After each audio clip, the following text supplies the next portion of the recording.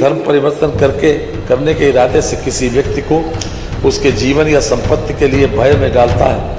हमला करता है या बल का प्रयोग करता है या विवाह करता है या विवाह करने का वादा करता है या इसके लिए प्रेरित करता है या षड्यंत्र करता है या किसी नाबालिग महिला या व्यक्ति को बहला फुसलाकर या अन्यथा बेचकर उसका अवैध व्यापार करता है या इस संबंध में उकसाता है, प्रयास करता है या षड्यंत्र करता है, उसे कम से कम 20 वर्ष की अवधि के लिए। दोस्तों, आज की इस वीडियो में मैं आप सबके साथ हाल ही में उत्तर प्रदेश विधानसभा से हमारे सामने एक वीडियो क्लिप और न्यूज़ के बारे में आपको बताने जा रहा हूं, जिसमें यूपी की सरकार यानी कि मुख्यमंत्री योगी आदित्यनाथ की सरकार ने वहां पर एंटी कन्वर्जन बिल को विधानसभा में पेश किया है, जिसके बाद इसे लागू भी कर दिया गया। और इस बिल में क्या क्या बताया गया है, आइए हम जानते हैं इस वीडियो क्लिप में और फिर आगे हम इसके बारे में बात करते हैं। तो नया जोड़ा गया हुई है कि जो कोई भी अवैध धर्म परिवर्तन के संबंध में किसी विदेशी या अवैध संस्थाओं से धन प्राप्त करता है, उसे न्यूनतम 7 वर्ष की अवधि के लिए कठोर कारावास से दंडित किया जाएगा, लेकिन जो 14 वर्ष तक का हो सकेगा और वह न्यूनतम 10 लाख रुपए तक के जुर्माने का उत्तरदायी होगा। ये नया जोड़ा गया। 3, जो कोई भी धर्म परिवर्तन करने के इरादे से किसी व्यक्ति को उसके जीवन या संपत्ति के लिए भय में डालता है, हमला करता है या बल का प्रयोग करता है या विवाह करता है या विवाह करने का वादा करता है या इसके लिए प्रेरित करता है या षड्यंत्र करता है या किसी नाबालिग महिला या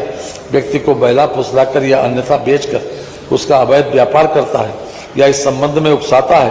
प्रयास करता है या षड्यंत्र करता है, उसे कम से कम 20 वर्ष की अवधि के लिए कठोर कारावास से दंडित किया जाएगा, लेकिन जो आजीवन कारावास तक का हो सकेगा, जिसका अर्थ उस व्यक्ति के शेष प्राकृतिक जीवन के लिए कारावास होगा और वह जुर्माने के लिए भी उत्तरदायी होगा। परंतु ऐसा जुर्माना यह पीड़ित के चिकित्सा व्यय और पुनर्वास को पूरा करने के लिए न्याय संगत और उचित होगा। परंतु ये और भी कि इस धारा के अंतर्गत लगाया गया कोई भी जुर्माना पीड़ित को संदत्त किया जाएगा, यानी पीड़ित को दिया जाएगा, जुर्माना भी और प्रतिकर भी। न्यायालय उक्त धर्म परिवर्तन के पीड़ित को अभियुक्त द्वारा दे समुचित प्रतिकर भी स्वीकृत करेगा। एक तरफ जो जुर्माना करेगा वो भी पीड़ित को जाएगा और जो न्यायालय इस धर्म परिवर्तन के पीड़ित को जो अभियुक्त द्वारा दे समुचित प्रतिकर भी स्वीकृत कर सकेगा, जो 5 लाख रुपए तक का हो सकेगा, ये जुर्माने के अतिरिक्त होगी।